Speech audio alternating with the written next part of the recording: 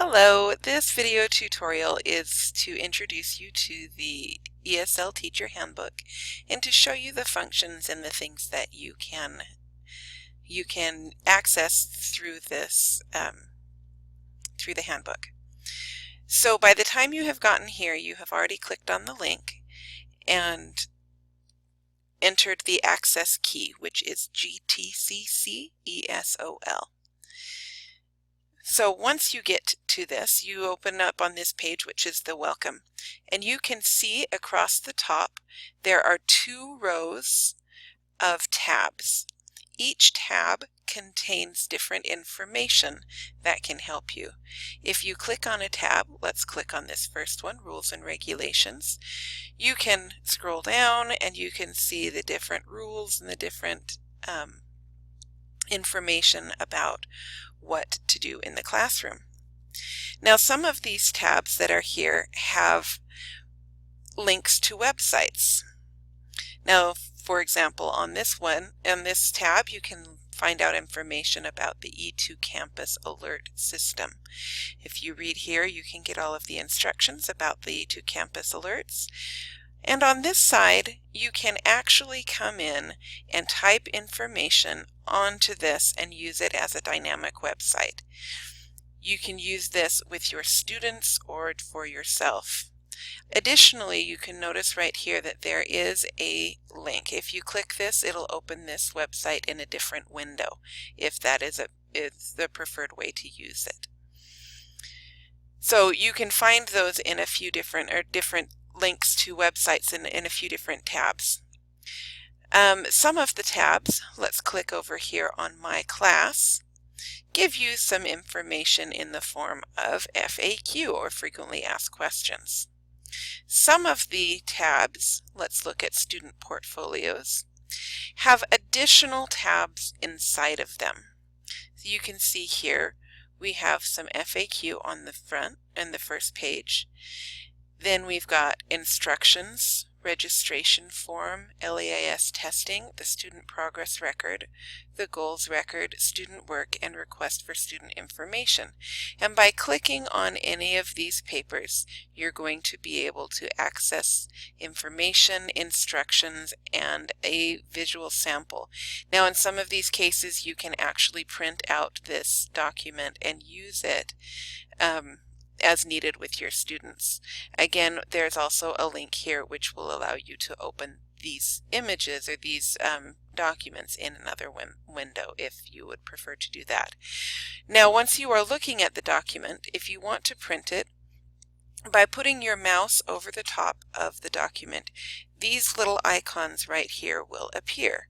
This icon will allow you to download the document to your computer, and this icon will allow you to print. If you just click Control P or another print icon, then it will print exactly what you see on your screen. It's not going to print the full document. So if you want to print the document, you need to click here on this little icon that will show up in the corner. And if you scroll down, if you want to see the document in a different size, you can scroll down to the bottom and you will see these little images come up. With this image you can make it bigger, this one you can make it smaller, and this one you can make it fill the window. So that will help you be able to navigate through the different images that you can see on here. Let me also point out a couple of other things while we're looking through here. Let's go through these tabs. First of all, we have the Welcome, Rules and Regulations, E2 Campus Alert, Student Code of Conduct, and this gives you a document about what the students are expected to do and how they should be performing and behaving in class. If you have questions or if you need to print one of these out so that you can show it to your students, the same thing applies. You can print it and post it on your board in your classroom or whatever you would like to do. Under My Class, again, we have FAQ, some of the questions, who's in my class, how do I verify a student's registered, and other information. Student portfolios, again, will give you a lot of information.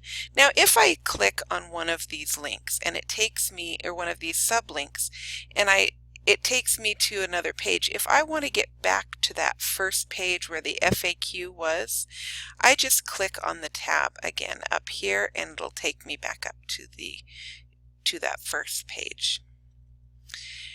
Next, we have the course syllabus. Now you can see in all of these, we've got different levels of all of the different levels that we teach. And if you click on any level, you're going to find the course syllabus. The course syllabus includes a description of the class. Let me scroll up here a little bit. A description of the class, what you're going to be working on, different rules about the campus and kind of what's expected. Some suggested or recommended textbooks that you can use. As always, additional and supplemental text can be used as you decide. Various other information about how the class will function. Note to students about disability services. If you need anything regarding disability services, we have information there. And as you can continue to scroll down, you will find a pacing guide. Now this gives you a suggested outline of how to time your class through the semester. Gives you an idea of what you can cover from week to week as you go through the semester in order to cover all of the topics that are suggested for the level. I will point out that at the top of this it says this is a projected outline for the course. Instructors can vary the content and timing based on the needs of the class. For example, if there is an item that takes 2 weeks in this and your class figures it out in 5 minutes, well, you can move on. You don't need to spend the time on it.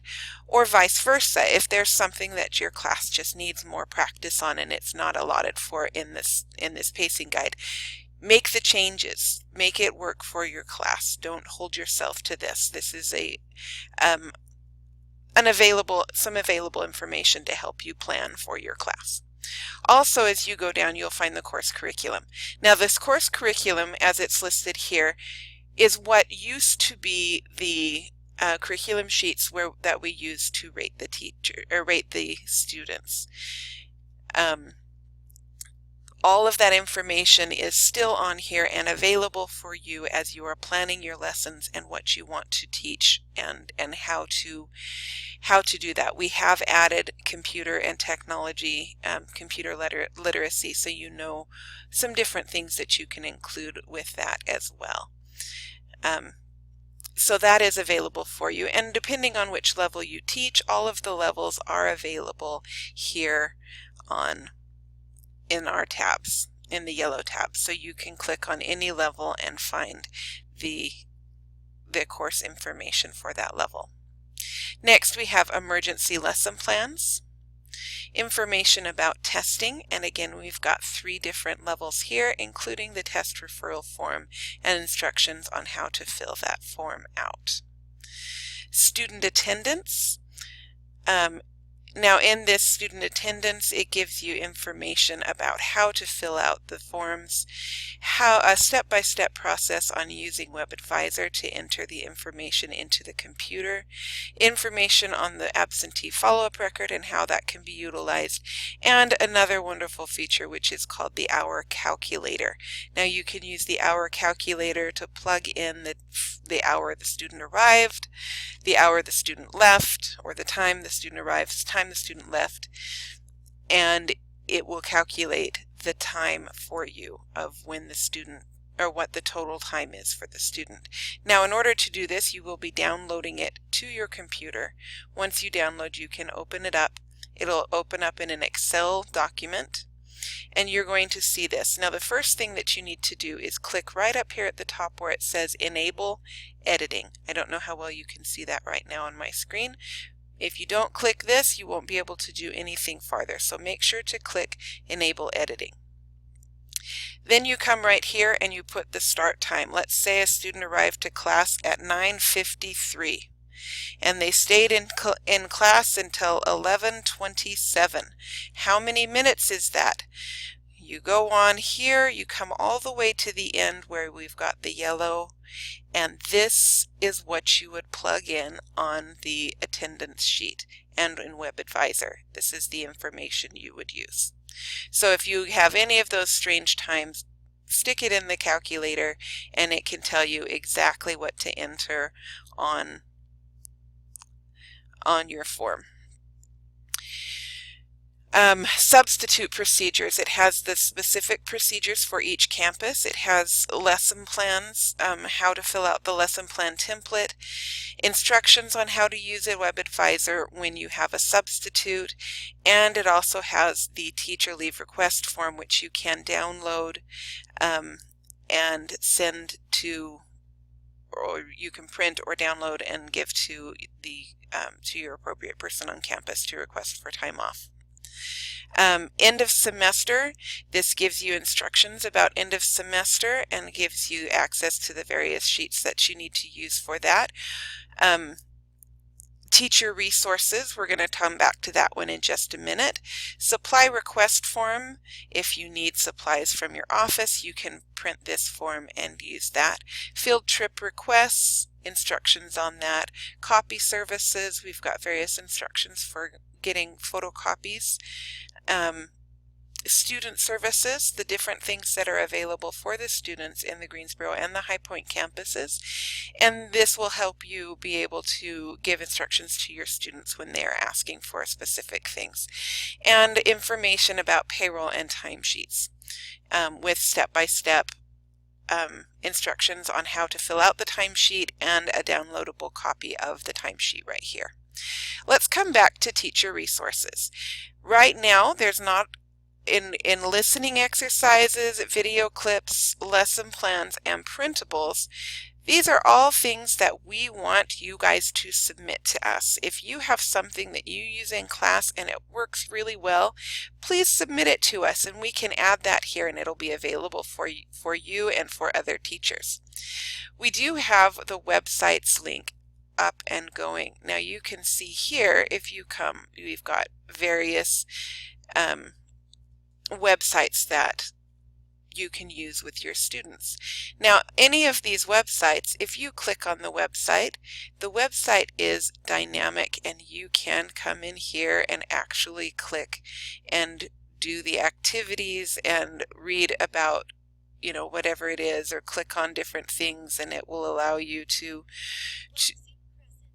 move around and to access the information. With any of these websites, you can click on them and get the information that you need in order to use it with your students. So you could put this up on the board, project it for the class, and use it from here. You can also click the links here, which will take you to, it'll open that same website in a different page. But by going back here, you've got everything accessible. Even if you scroll down, all you have to do is scroll up and it's available. Also on here, we have Caldwell ESL lesson plans and Teach This. These are both resources for you as teachers. These have lists of lesson plans, ideas of things that you can teach, games, resources, and other things. If you have any other websites that you would like to add, that is something you use frequently and you would like to share it with the other teachers, please email it to either Lisa Rogers or to Ruth Hop, and we can add that on to this list so that we have a nice resource available for you with all of the information. This is the ESL Teacher Handbook. All of the information that you need will be on here.